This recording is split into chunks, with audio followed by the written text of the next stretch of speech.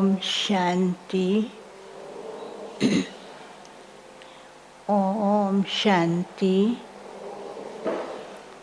आज प्यारे प्यारे बाबा ने हम बच्चों को कहा, बच्चे कहते हैं ना, हम सब का बाबा से प्यार है। तो जो प्यार है बाबा से, उसको हम कैसे परख सकते हैं, कैसे समझ सकते हैं। तो बाबा ने कहा कि जो बच्चे कहते हैं बाप से प्यार है, उनकी निशानी क्या होगी? उनका मुरली से भी प्यार होगा। बाबा ने कहा अगर मुरली मिस करते हैं तो इसका अर्थ है कि बाप से प्यार नहीं है। इसलिए बच्चों को क्या करना है? कभी भी मुरली मिस नहीं करनी है। और दूसरी बात बाबा ने कहा, ये तुम्हारी गॉडली यूनिवर्सिटी है। लेकिन आज बाबा ने एक नया टाइटल दिया है। बाबा ने कहा त्रिमूर्ति गॉडली यूनिवर्सिटी। और ये यूनिवर्सिटी में इतनी अच्छी पढ़ाई होती है, जैसे लौकिक में भी कोई यूनिवर्सिटी अच्छी होती है, कैरेक्टर्स अच्छे होते हैं, तो क्या करते हैं, सबको कहेंगे इस यूनिवर्सिटी में भेजो, यहाँ पढ़ाई अच्छी होती है, कैरेक्टर्स अच्छे सुधारे जाते हैं। तो बाबा ने कहा कि हर एक को एक एक को मैसेज देना, माताएं माताओं को दें, भाई भाइयों को दें, बच्चे बच्चों को दें, सबको संदेश देना है। फिर तीसरी बात बाबा ने कही, कई बच्चे कहते ना टाइम नहीं है, तो बाबा ने कहा कर्म करते हुए चलते फिरते बाप को भी याद करना है। अभी हम सुनते हैं प्यारे बाबा की महावाक्य की। आज की तारीख है 29 जुलाई 2024। मुरली का मुख्य हेडिंग, मीठे बच्चे बाबा आया है तुम्हें ज्ञान रतन देने, मुरली सुनाने, इसलिए तुम्हें कभी भी मुरली मिस नहीं करनी है।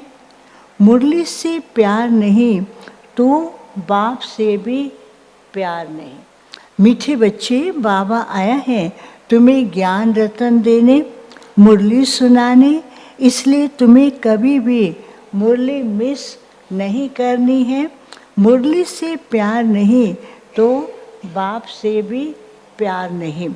आज का प्रश्न है, सबसे अच्छा कैरेक्टर कौन सा है जो तुम इस नॉलेज से धारण करते हो? सबसे अच्छा कैरेक्टर कौन सा है जो तुम इस नॉलेज से धारण करते हो? उत्तर है वाइसलेस बनना, ये सबसे अच्छा कैरेक्टर है। तुम्हें नॉलेज मिलती है कि ये सारी दुनिया विशेष है। विशेष माना ही कैरेक्टर लेस। बाप आया है वाइसलेस वर्ल्ड स्थापन करने। वाइसलेस देवताएं कैरेक्टर वाले हैं। कैरेक्टर सुधरते हैं बाप की याद से। ओम शांति। बच्चे, तुम्हें पढ़ाई कभी भी मिस नहीं करनी है। अगर पढ़ाई मिस की तो क्या होगा? पद भी मिस हो जाएगा। पढ़ाई नहीं पढ़ेंगे तो पद भी नहीं मिलेगा। बच्चे, तुम्हें पढ़ाई कभी मिस नहीं करनी है। अगर पढ़ाई मिस की तो पद भी मिस हो जाएगा। मीठे मीठे रूहानी बच्चे कहाँ बैठे हो? बाप पूछ रहे, बताओ कहाँ बैठे हो? गॉडली स्पिरिचुअल यूनिवर्सिटी में। कहाँ बैठे हैं? गॉडली स्पिरिचुअल यूनिवर्सिटी में। बच्चों को ये भी पता है कि हर 5000 वर्ष बाद हम इस यूनिवर्सिटी में दाखिल होते। हमारा एडमिशन हो चुका है ना, तो हम इस यूनिवर्सिटी में दाखिल होते हैं। तो बाबा कहते बच्चों को ये भी पता है कि हर 5000 वर्ष बाद हम इस यूनिवर्सिटी में दाखिल होते हैं।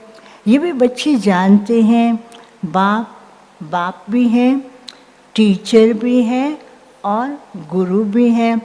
वैसे गुरु की मूर्ति अलग, बाप की अलग और टीचर की अलग होती। गुरु की फ़ोटो अलग होगी, बाप की अलग होगी। वो कभी कभी होगा कि बाप कभी किसी का टीचर भी हो सकता है, लेकिन फेस तो अलग है ना, टीचर और गुरु का। तो इसलिए बाबा कहते हैं वैसे गुरु की मूर्ति अलग, बाप की अलग, टीचर की अलग होती है। ये मूर्ति एक ही है, इसमें तीनों समाये, बाप, टीचर, सतगुरु। परंतु तीनों ही अर्थात बाप ही बनते हैं। बाप टीचर भी हैं, बाप भी है, सतगुरु भी है। टीचर भी बनते हैं, गुरु भी बनते हैं। मनुष्यों की लाइफ में ये तीन मुख्य है। बाप तो जरूरी है, फिर टीचर से पढ़ाई होती है, फिर सदगति के लिए गुरु करते हैं।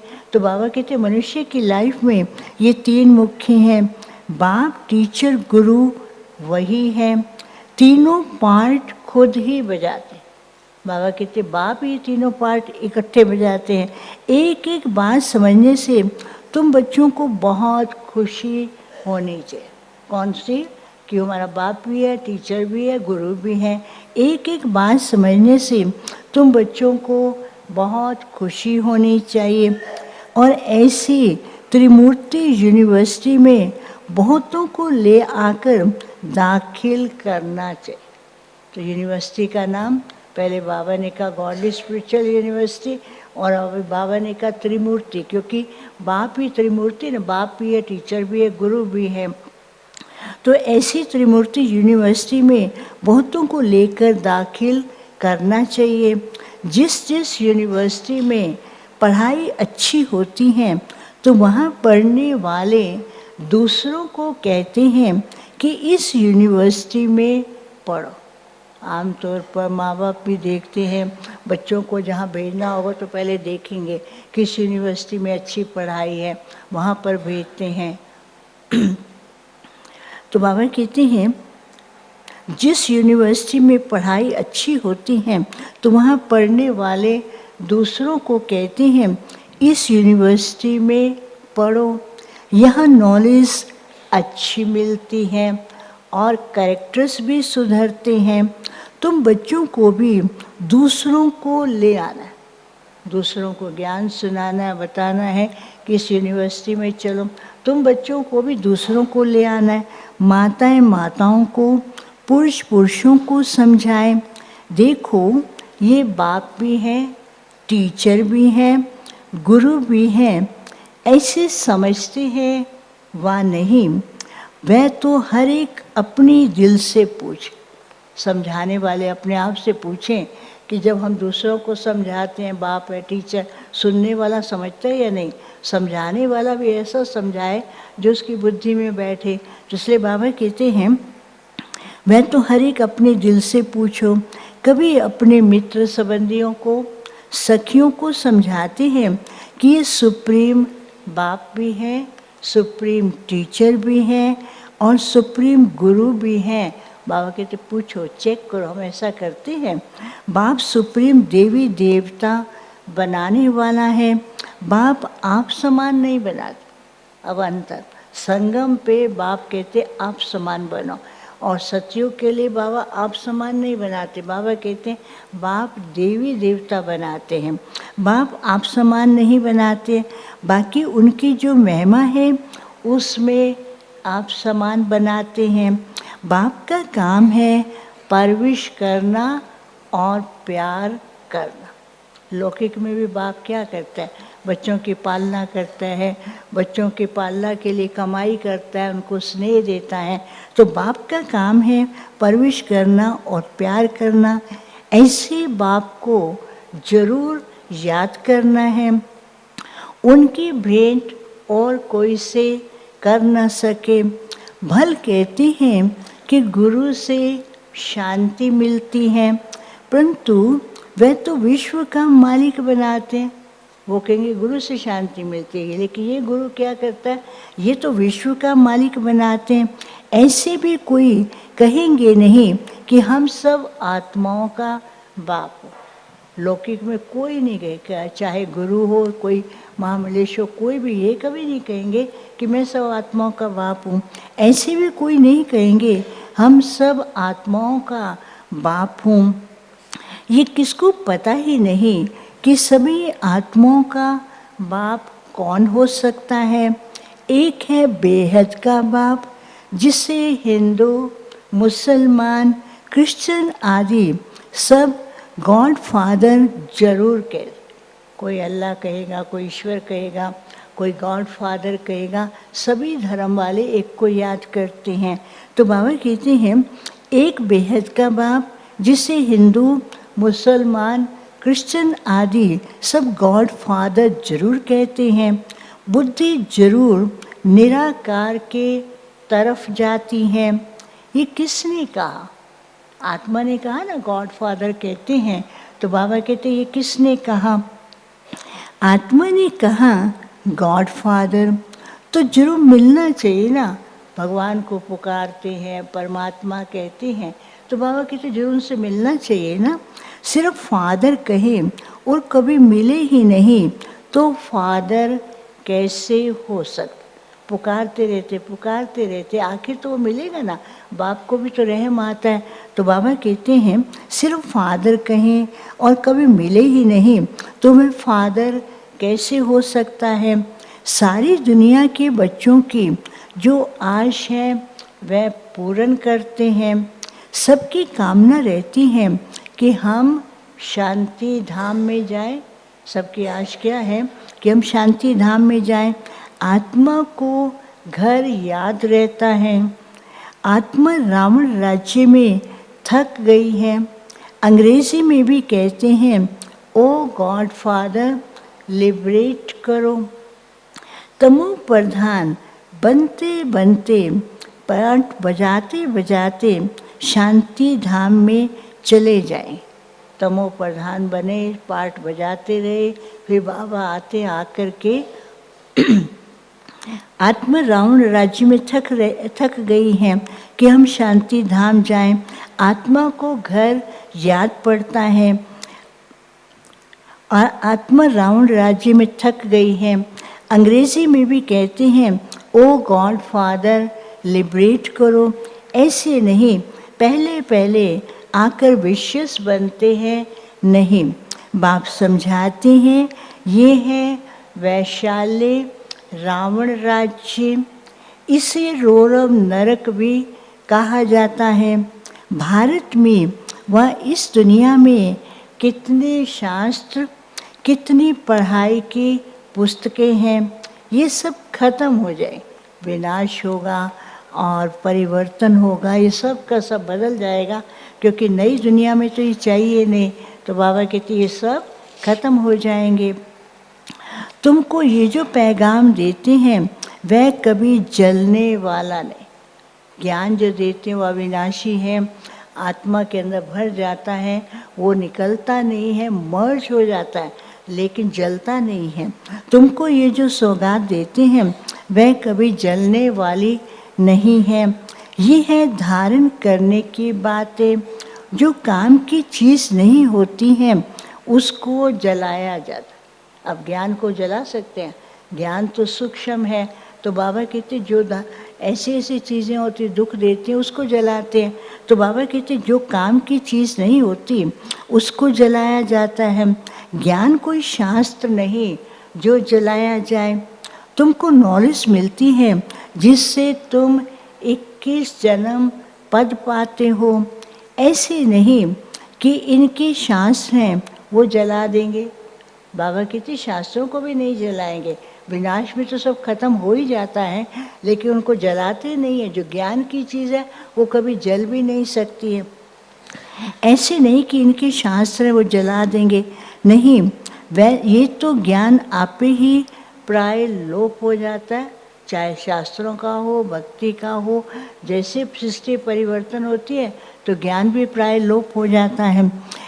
ऐसे ही ज्ञान आप ही प्राय लोप हो जाता है। कोई पढ़ने की किताब आदि नहीं है। ज्ञान विज्ञान भवन नाम भी है। बाहर विज्ञान भवन नाम है ना, तो फिर उसी नाम से यहाँ पर जब बिल्डिंग बन रही थी तो दादी ने फिर सब ने पास किया यहाँ का नाम के। बाबा हमेशा कहते ना ज्ञान विज्ञान है, तो बाबा के हमेशा कहते, तो इसलिए सब ने पास किया तो इस बिल्डिंग का नाम रखा गया ज्ञान विज्ञान भवन। तो दादियों ने, भाइयों ने फिर बाबा से पूछा, अव्यक्त बाबा से पूछा, तो अव्यक्त बाबा ने कहा हाँ रख सकते हैं। तो बाबा कहते हैं ज्ञान विज्ञान भवन नाम भी है, परंतु उनको पता नहीं ये नाम क्यों पड़ा। दुनिया में नाम रखते हैं ना, विज्ञान भवन, कहीं रखते हैं ज्ञान भवन, तो बाबा कहते हैं उनको ये पता ही नहीं है कि इसका नाम क्यों पड़ा है। परंतु उनको ये पता नहीं ये नाम क्यों पड़ा है, इसका अर्थ क्या है, ज्ञान विज्ञान की महिमा कितनी भारी है। ज्ञान अर्थात सृष्टि चक्र की नॉलेज जो अभी तुम धारण करते हो। विज्ञान माना शांति धाम, विज्ञान उधर कहते साइंस, और यहाँ का विज्ञान का अर्थ क्या है, बाबा कहते साइलेंस। विज्ञान माना शांति धाम, ज्ञान माना सृष्टि चक्र की नॉलेज, विज्ञान माना शांति धाम। ज्ञान विज्ञान के महिमा कितनी भारी है। ज्ञान अर्थात सृष्टि चक्र के नॉलेज जो अभी धारण करते हो। विज्ञान माना शांति धाम, ज्ञान से भी तुम परे जाते हो। जब विज्ञान को अडॉप्ट करते में साइलेंस में जाते हैं, तो बाबा कहते ज्ञान से भी तुम परे जाते हो। ज्ञान से पढ़ाई के आधार पर फिर तुम राज्य करते हो। तुम समझते हो कि हम आत्माओं को बाप आकर पढ़ाते हैं, नहीं तो भगवानोवाच्य गुम हो जाए। अगर हम ही भूल जाएंगे कि हमको पढ़ाने वाला कौन है, तो जो कहते हैं ना भगवानोवाच्य, वो फिर गुम हो जाएगा। इसलिए बाबा कहते तुम समझते हो हम आत्माओं को बाप आकर पढ़ाते हैं, नहीं तो भगवानोवाच्य गुम हो जाएगा। भगवान कोई शास्त्र थोड़ी पढ़कर आते हैं। कई लोग समझते शुरू में बाबा रोज़ मुरली चलाते थे ना, जो बिल्कुल नहीं सुनने वाले थे उनको विश्वास ही नहीं होता, वो कहते हो ही नहीं सकता, ये जरूर दादा ना कुछ पढ़ता होगा, शास्त्र पढ़ता होगा, कुछ करता हो, लेकिन दादा थोड़ी सुनाता है, तो शिव बाबा ही सुनाते। बाबा कहते मैं शास्त्र पढ़ के क्या करूँगा, मैं तो शास्त्रों का ज्ञान देता हूँ, सार बताता हूँ। तुम समझते हो हम आत्माओं को बाप आकर पढ़ाते हैं, नहीं तो भगवानोवाच्य गुम हो जाए। भगवान कोई शास्त्र थोड़ी पढ़कर आते हैं। भगवान में तो ज्ञान विज्ञान दोनों हैं। जो जैसा होता है वैसा बनाता है। ये है बहुत सूक्ष्म बात। डॉक्टर जो पढ़ाई पढ़ाएगा डॉक्टर की, इंजीनियर बनाएगा, तो बाबा कहते जो जैसा वैसा ही बनाता है। ये है बहुत सूक्ष्म बात है। ज्ञान से विज्ञान बहुत सूक्ष्म है। ज्ञान से भी परे जाना है। ज्ञान स्थूल है। हम पढ़ाते हैं, आवाज़ होता है ना, पढ़ाने में सुनाने में तो आवाज़ होता है ना, तो बाबा कहते पढ़ाने में सुनाने में तो आवाज़ होता है, लेकिन योग में तो आवाज़ नहीं होता है ना। हम पढ़ाते हैं, आवाज़ होता है ना। विज्ञान सूक्ष्म है, इसमें तो आवाज़ से परे शांति में जाना होता है। जिस शांति के लिए भटकते हैं, सन्यासियों के पास जाते हैं, परंतु जो चीज़ बाप के पास है वह चीज़ दूसरे कोई से मिल नहीं सकती। शांति कौन देगा, बाबा ही देते हैं ना। लेकिन जो चीज़ बाप के पास है वह दूसरे कोई से मिल नहीं सकती हैं। हठ योग करते हैं, खड्डे में बैठ जाते हैं। कई हठ योगी ऐसे होते ना, एक टांग पे खड़े हो जाते हैं, बीच में खड्डा खोद करके बैठ जाते हैं। लोग उनकी इतनी महिमा करते हैं, लेकिन बाबा कहते हैं योग थोड़ी है, ये तो हठ से करते हैं। हठ योग करते हैं, खड्डे में बैठ जाते हैं, परंतु इससे कोई शांति मिल ना सके। यहाँ तो तकलीफ़ की कोई बात ही नहीं। योग के टाइम कोई तकलीफ़ है, बाबा कहते जैसे बैठो, जैसे बैठना चाहते। कभी कभी बाबा ये भी कहते थे अच्छा बीमार हैं तो लेटे लेटे बाबा को याद करो। बाबा योग के लिए कोई भी प्रकार की तकलीफ़ नहीं देते हैं। तो बाबा कहते हैं यहाँ तो तकलीफ़ की कोई भी बात नहीं है। पढ़ाई भी बहुत सहज है। 7 रोज़ का कोर्स उठाया जाता है। 7 रोज़ का कोर्स करके फिर कहाँ भी बाहर चला जाए, ऐसे और कोई कॉलेज में कर ना सके। कोई एक कॉलेज में पढ़ रहा है, दूसरे स्थान पर उनके माँ बाप की ट्रांसफ़र हो जाती है, वहाँ जाते हैं तो उनको ट्रांसफ़र हो गई है, तो कॉलेज में एडमिट होना कितनी फॉर्मेलिटीज़ होती हैं, बड़ी मुश्किल से होता है। तो बाबा कहते 7 रोज़ का कोर्स करके फिर बल कहाँ भी चला जाए, ऐसे और जिस्मानी कॉलेज में कर न सके, वहाँ तो जाएंगे, फिर स्टार्टिंग से पढ़ाई करते हैं, फिर इंटरव्यू लेते हैं, उसी क्लास में फिर से नई एडमिशन होती है, बड़ी प्रॉब्लम्स आती हैं। लेकिन यहाँ तो बाबा फिर से उसी क्लास में एडमिशन दे देते हैं। तुम्हारे लिए कोर्स है ही 7 रोज़ का, सब समझाया जाता है, परंतु 7 रोज़ कोई दे ना सके। 7 रोज़ का कोर्स अभी चल रहा है ना, पूरा हुआ ही नहीं है, चलता जा रहा है। जब से बाबा के बच्चे बने तब से 7 रोज़ का कोर्स है, क्योंकि 7 रोज़ का कोर्स मीन्स हर रोज़ मुरली सुनना। परंतु 7 रोज़ का कोर्स कोई दे न सके, बुद्धि कहाँ न कहाँ चला जाता। अब क्यों बाबा 7 रोज़ का कंटिन्यू रख रहे हैं? अभी तक भी बच्चों की बुद्धि कहाँ से कहाँ चली जाती है, क्योंकि बुद्धि युग कहाँ न कहाँ चला जाता है। तुम तो भट्ठी में पड़े कोई की शक्ल नहीं देखते। यज्ञ की स्थापना में जब सब भाई बहनें 2 माताएं बहनें आई तो बाबा ने उन सबको भट्ठी में बिठा दिया। भट्ठी में जो बिठाया तो बाबा ने ऐसा ट्रेनिंग दिया, कोई किसको नहीं देखेगा, ना कोई बाहर वाले को देखेगा, ना बाबा कभी कभी क्या पूछते थे, किसी की याद आई तो बाबा उनको, बच्चियाँ कहती थी बाबा आज ये याद आए, तो बाबा कहते 7 दिन और भट्ठी में, जैसे तुम याद करते रहोगे फिर 7 दिन और भट्ठी में।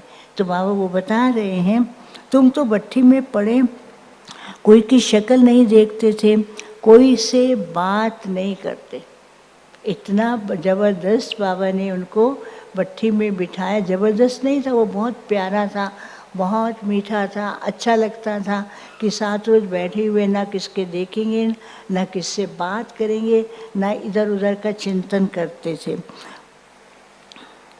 कोई से बात नहीं करते थे, बाहर भी नहीं निकलते थे।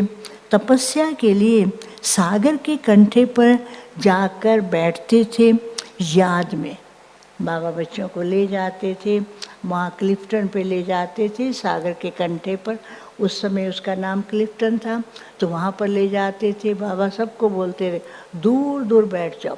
योग में भी जब बाबा बिठाते थे ना, बहुत दूर दूर बिठाते थे, एक का वाइब्रेशन दूसरे के पास ना पहुँचे, एक व्यक्ति दूसरे को ना देखे, ऐसी गहन तपस्या बाबा ने कराई। तपस्या के लिए सागर के कंठे पर जाकर बैठते थे। याद में उस समय ये चक्कर नहीं समझा था, उसमें चक्कर का तो ज्ञान ही नहीं था, केवल बाबा का ही ज्ञान था। ये पढ़ाई नहीं समझते थे। पहले पहले तो बाबा से योग चाहिए, बाप का परिचय चाहिए, फिर पीछे टीचर चाहिए। चक्कर का ज्ञान क्यों नहीं था? पहला था बाबा का ज्ञान, बाबा से प्यार, बाप से योग। जब टीचर की पढ़ाई शुरू किया तो उसमें चक्कर का ज्ञान आया, सीढ़ी का ज्ञान आया, सारा ज्ञान आया। तो इसलिए बाबा कहते हैं फिर पीछे टीचर चाहिए। तो पहले मानते ही नहीं, तो बाबा कहते हैं पहले तो बाप के साथ योग कैसे लगाएं ये भी सीखना पड़े, क्योंकि ये बाप हैं अशरीरी। दूसरे तो कोई मानते ही नहीं है कि भगवान अशरीरी हैं, दुनिया वाले तो ये सुनते भी नहीं थे, मानते भी नहीं। बाप है अशरीरी, दूसरे तो कोई मानते ही नहीं। कहते हैं गॉड फादर ओमनी प्रेजेंट, परमात्मा सर्वव्यापी हैं, बस सर्वव्यापी का ज्ञान ही चला आता है। अभी तुम्हारी बुद्धि में ये बात नहीं, बाबा हमारा बाप है लेकिन सर्वव्यापी नहीं है। तो बाबा कहते अभी तुम्हारी बुद्धि में ये बात नहीं है, तुम तो स्टूडेंट्स हो। बाप कहते हैं अपना धंधा आदि भी करो, परंतु क्लास जरूर पढ़ो, सब कुछ करो लेकिन मुरली मिस नहीं करो। गृहस्थ व्यवहार में भल रहो। अगर कहते स्कूल में नहीं जाना है तो फिर बाप भी क्या करे? घर लौकिक में तो बच्चा नहीं जाता है तो बाप ज़बरदस्ती उसको स्कूल में एडमिशन दिलाता है। जिसको पढ़ना नहीं वो स्कूल में खेल कूद करता है। लेकिन बाबा कहते अगर यहाँ नहीं पढ़ते तो बाबा भी क्या करेंगे? अगर कहते स्कूल में नहीं जाना है तो फिर बाप भी क्या करे? अरे भगवान पढ़ाते हैं, भगवान भगवती बनाने। भगवानोवाच्य मैं तुमको राजाओं का राजा बनाता हूँ, तो क्या भगवान से राजयोग नहीं सीखेंगे? बाबा कहते इतना ऊंच पद देता हूँ, क्या भगवान से राजयोग नहीं सीखेंगे? ऐसे कौन ठहर सकेंगे? इसलिए ही तुम्हारा भागना हुआ। शुरू शुरू में आए, बहुत राजयोग नहीं सीख पाए, प्रैक्टिस नहीं कर पाए, तो फिर बाबा ने कहा, फिर बाबा दो बातें बता रहे हैं। शुरू में ज्ञान सीखने के लिए बहनें, कितनी बहनें कन्याएं घर छोड़ कर के आई, तो बाबा कहते हैं भगवानोवाच्य मैं तुमको राजाओं का राजा बनाता हूँ, तो क्या भगवान से राजयोग नहीं सीखेंगे? ऐसे कौन ठहर सकेंगे? इसलिए तुम्हारा भागना हुआ ज्ञान के लिए, योग के लिए। उस समय तो भाग भाग करके माताएं बहनें आ गई थी। विष से बचने के लिए भागे, तुम आकर के भट्ठी में पड़े, जो कोई देख ना सके और मिल ना सके। जैसे जैसे सारी बहनें माताएं आई तो बाबा ने भट्ठी बना दी और भट्ठी में सबको बिठा दिया। किसी को ना लौकिक से मिलना है, ना अलौकिक से मिलना है, किसी से ना मिलना है ना देखना है। इसलिए बाबा कहते हैं तुम आकर भट्ठी में पड़े, जो कोई देख ना सके और मिल ना सके। कोई को देखते ही नहीं थे, किसी को देखने भी नहीं। उनको कौन ये आया है, वो खुद इतने मजबूत थे, देखना ही नहीं चाहते थे। कितना भी को उनका लौकिक आया, उनका ये आया, वो कहते हम जाएंगे नहीं। तो इसलिए बाबा कहते कोई को देखते ही नहीं थे, तो फिर दिल किससे लगाएं? ना किससे देखते थे, ना किससे बात करते थे, फिर बुद्धि कहाँ जाएगी? कहीं भी नहीं जाएगी। ये बच्चों का निश्चय भी है कि भगवान पढ़ाते हैं, फिर भी बहाना करते। और फिर बच्चे क्या करते, सुनो क्या बहाना करते हैं? बीमारी है, ये काम है। बाप तो बहुत शिफ्ट दे सकते, जैसे स्कूल में शिफ्ट होती है ना, 2 शिफ्ट होती है, 3 भी होती है, कहीं पर मॉर्निंग शिफ्ट होती है, फिर मॉर्निंग वाले गए तो दोपहर वाले आ जाते, फिर शाम वाले आ जाते, कहीं कहीं पर रात को भी पढ़ाई की शिफ्ट होती है। तो बाबा कहते अच्छा टाइम नहीं है, तो बाबा तो शिफ्ट दे सकते हैं। अभी भी सेंटर्स पे क्या होता है, 2 टाइम होता है कोर्स, सुबह भी होता है। मुरली तो कहाँ पर कई कई सेंटर पर 4-4, 5-5 बार भी होती हैं। तो बाबा कहते हैं ये काम है, बाप तो शिफ्ट भी दे सकते हैं। आजकल स्कूल में शिफ्ट बहुत होती हैं, यहाँ कोई जास्ती पढ़ाई तो है ही नहीं। सिर्फ अलफ और बे को समझने के लिए बुद्धि अच्छी चाहिए।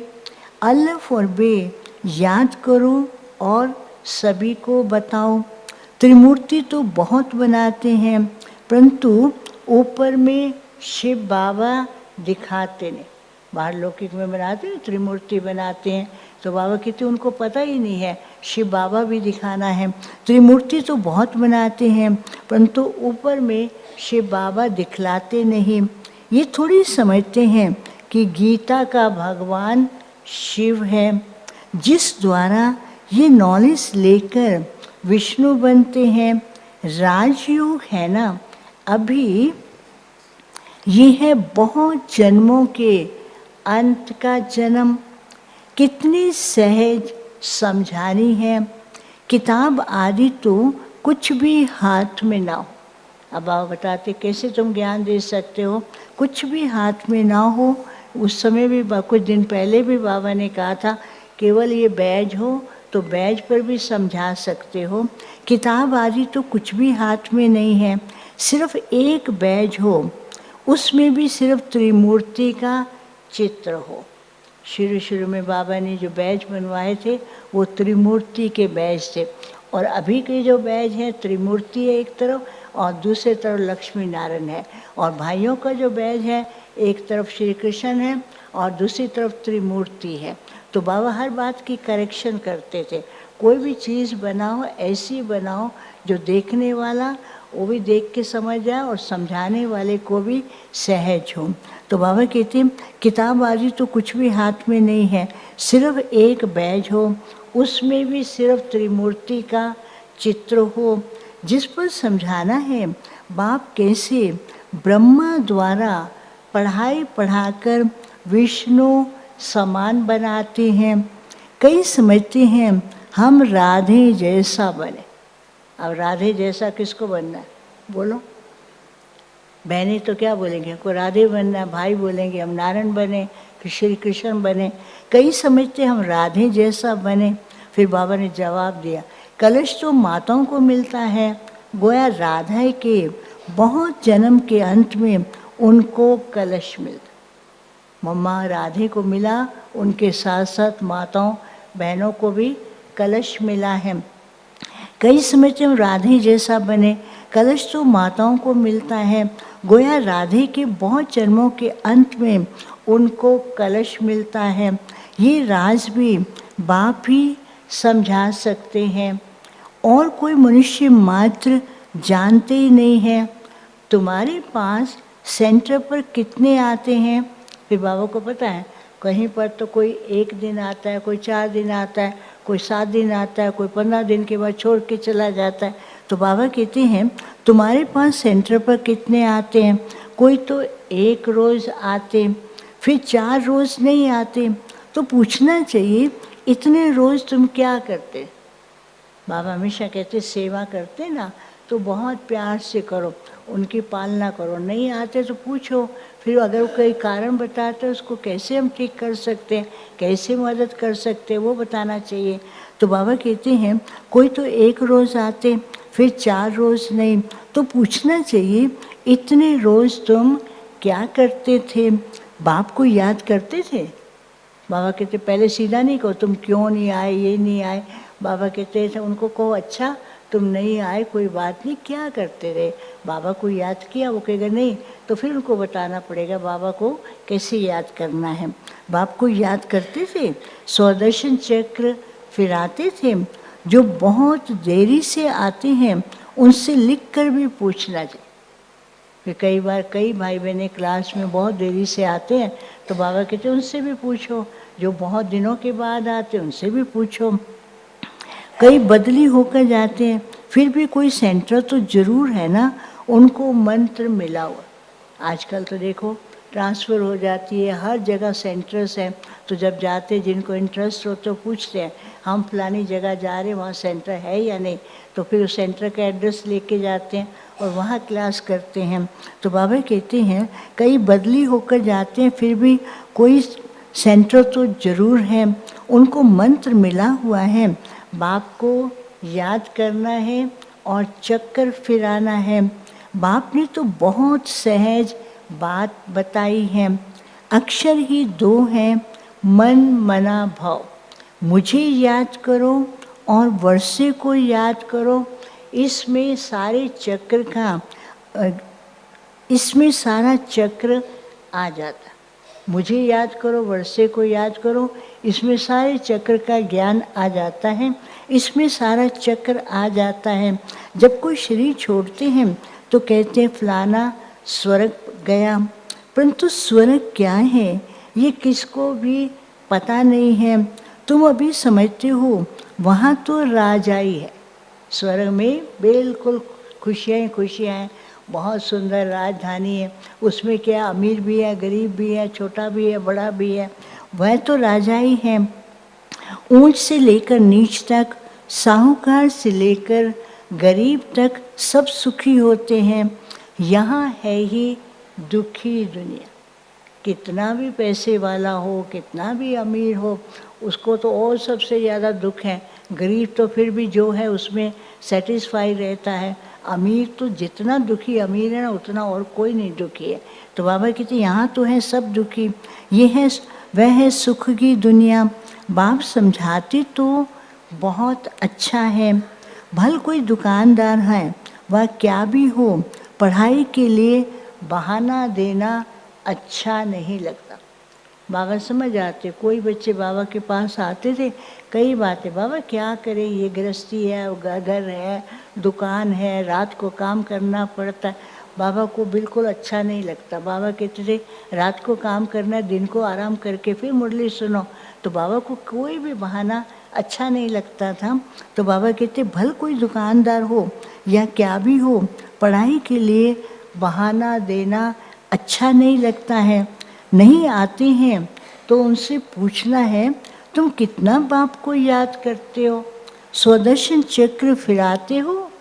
फिर बाबा ने कहा खाओ पियो घूमो फिरो, उसकी कोई मना नहीं है। कई लोगों को रहता है कि हम ज्ञान में आएंगे हमारा घूमना खाना पीना सब छूट जाएगा। बाबा कहते छूटना नहीं, और ही अच्छा मिलता है, और अच्छी तरह से घूमते हैं। ज्ञान में आने के बाद तो देखो कितना घूमते हैं, कितना घूमते हैं। आज इस विंग का प्रोग्राम है, विंग वाले इतने होशियार हो गए, भारत के भिन्न भिन्न जो दर्शनीय स्थल है ना वहाँ पर प्रोग्राम रख देते हैं। विंग वाले जाते हैं, थोड़ा मीटिंग किया, थोड़ा घूमा, ज्ञान योग सुना और कराया। तो बाबा कहते और ही ज्ञान के बाद तो कितना घूमना फिरना मिल जाता है। तो बाबा कहते हैं खाओ पियो घूमो फिरो, उसकी कोई मना नहीं है, इसके लिए भी टाइम निकालो ना।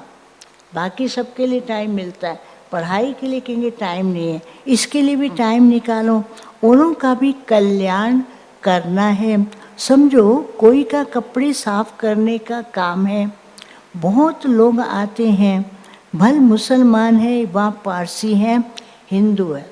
बाबा के टाइम पर तो क्या कपड़े कैसे धुलते थे, हाथ से धुलते थे। फिर आपको पता हो कि बाबा के टाइम पर जहाँ पर पीछे गेट जाते ना, जहाँ पर वो जनरेटर है उसके आगे जगह है, वहाँ पर पहाड़ी एक छोटा बड़ा पत्थर रखा हुआ था। रात को वो कपड़ों को उसमें बड़ी से पॉट के अंदर उसको गरम करते थे और सुबह के टाइम पर कपड़े को ऐसे सटते थे बहुत ज़ोर ज़ोर से, इतना साफ कपड़ा होता था। और ब्रह्मा कुमारी बहनों के कपड़े देख के बाहर वाले भी कहते थे आपके कपड़े इतने स्वच्छ हैं, कहाँ से धुल के आते हैं। तो बाबा कहते भल कपड़े धो, उस समय हाथ से धोते थे, अभी तो मशीन से चलता है, फिर भी बाबा ने इतना सुख दे दिया है। तो बाबा कह रहे हैं देखो, बाबा कहते हैं समझो कोई का कपड़े साफ करने का काम है। बहुत लोग आते हैं, भले मुसलमान हैं व पारसी हैं, हिंदू हैं, बोलो तुम स्थूल कपड़े धुलाते हो। मुसलमान भी थे और जो कपड़े धुलाई का काम करते हैं। तो बाबा कहते भले तुम कुछ भी हो, काम कर किसी भी धर्म के हो, लेकिन तुम बाप को तो याद कर सकते ना। बोलो तुम स्थूल कपड़े धुलाते हो, परंतु ये तो तुम्हारा शरीर है, ये तो पुराना मैला वस्त्र है। आत्मा भी तमो प्रधान है, उनको सतो प्रधान स्वच्छ बनाना।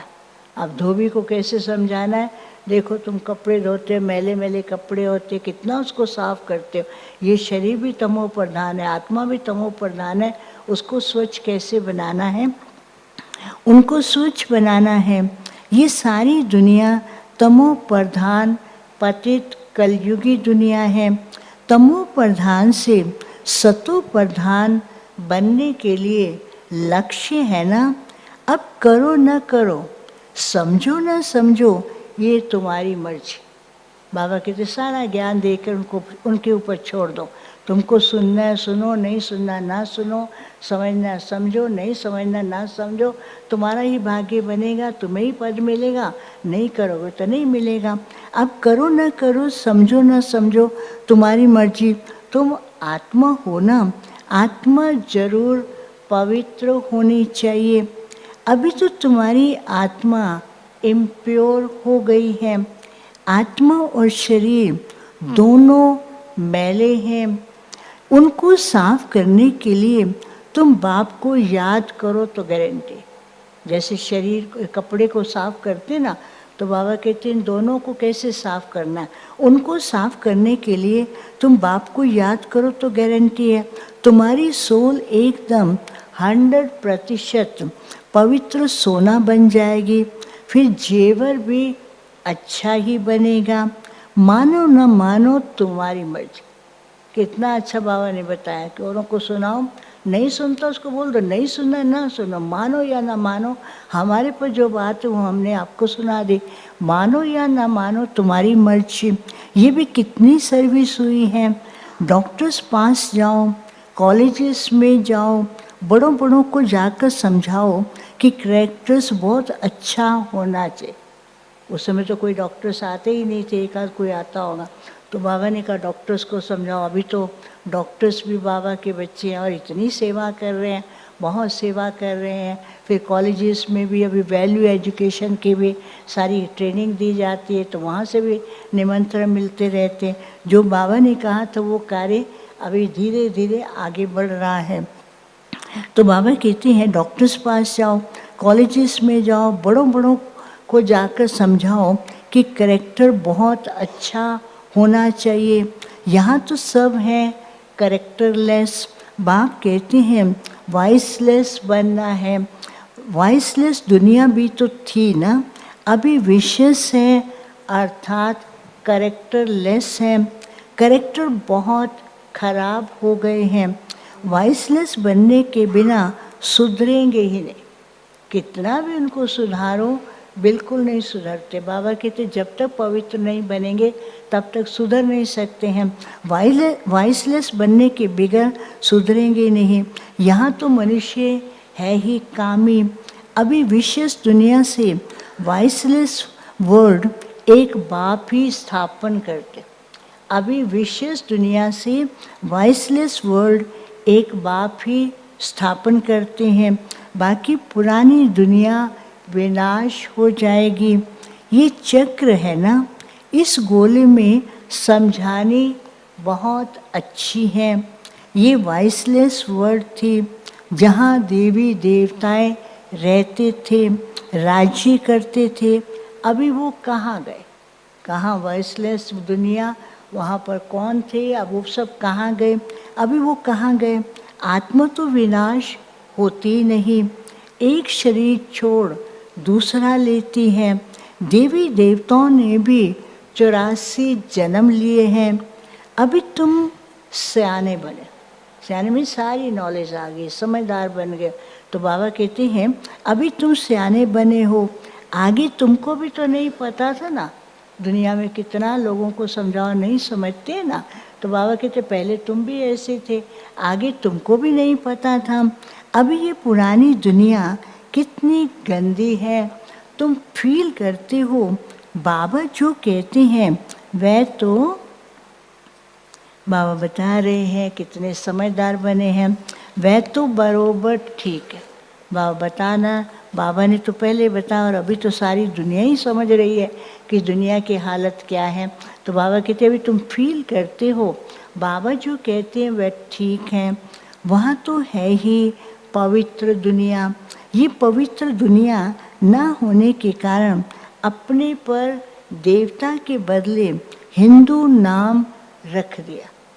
बाबा देखो बता रहे हैं क्यों हिंदू अपने को कहलाते हैं, क्योंकि देवताई गुण नहीं है तो इसलिए अपने को हिंदू कहलाना शुरू कर दिया।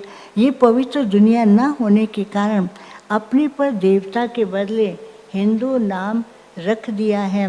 हिंदुस्तान में रहने वाले हिंदू कह देते, नाम दिया हिंदुस्तान, वास्तव में नाम था भारत। फिर जाकर सिंधु नदी के नाम से उसको हिंदू हिंदू कहने लगे, फिर हिंदू नाम रख दिया। देवताएं हैं स्वर्ग में। अभी इस चक्र को तुम समझ गए हो। जो भी सेंसिबल बच्चे हैं वह अच्छी रीति समझते। एक बाबा ने कहा सियाने बच्चे, फिर बाबा ने कहा जो सेंसिबल हैं वो ज्ञान के हर पॉइंट को अच्छी रीति समझेंगे।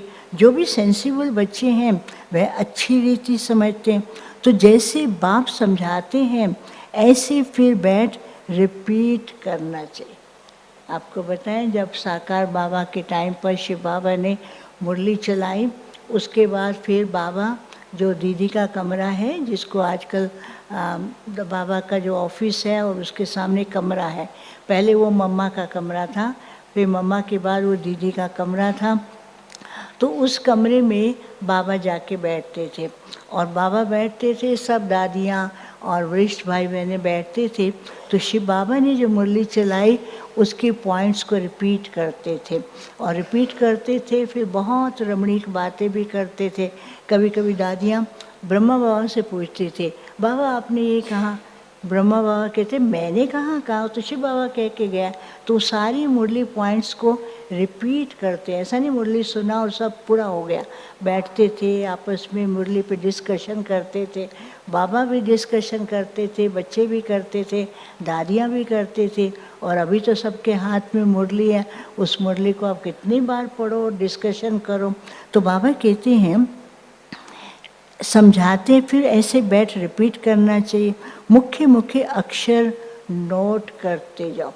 दीदी का महीना चल रहा है ना, तो दीदी की एक विशेषता थी।